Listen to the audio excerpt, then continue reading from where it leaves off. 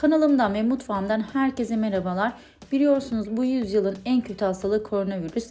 İnanın birçoğumuz koronavirüse yakalanmaktan ya korkuyoruz ya da yakalandıktan sonra felaket bir öksürüğe yakalanıyoruz. Ben de koronavirüs olduğum dönemde çok kötü bir kuru öksürüğüm vardı. Bu kuru öksürükten bu çay sayesinde kurtuldum. İnanın o kadar rahatladım ve o kadar iyi geldi ki sizlerle de bu tarifi paylaşmak istedim. Eğer ki virüs olduysanız ve öksürüyorsanız mutlaka bu tarifi deneyin derim. İlk olarak bu şekilde kuru kekik elimize alıyoruz ve kuru kekikten bir tencere ya da bir kaba 2 yemek kaşığı kadar koyuyoruz.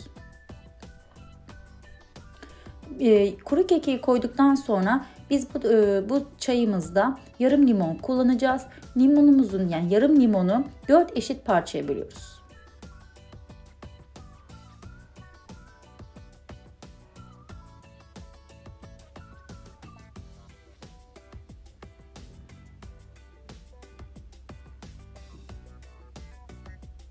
Evet, bu arada limonlarımızın kabuklarını çok iyi yıkamış olmamız gerekiyor. Böldükten sonra limonlarımızı içine koyup üzerine 3 su bardağı kadar su koyuyoruz. Bu arada videomu gören herkesten mutlaka bir beğeni de rica ediyorum lütfen. Ben bu koronavirüs döneminde inanın kuru öksürük, böyle hani öksüreceksiniz de boğazınızdan çıkmıyormuş gibi olan bir öksürük oluşuyor.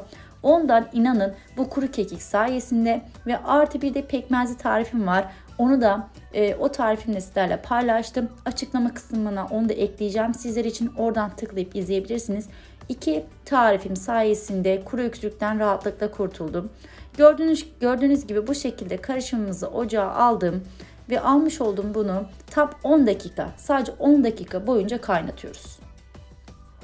Daha fazla bir uzun kaynatmamıza gerek yok. 10 dakika boyunca kaynatmamız yeterli olacaktır. Evet, 10 dakika boyunca kaynadı. Şimdi altını kapatıyorum ve size çayımın kıvamını göstereceğim.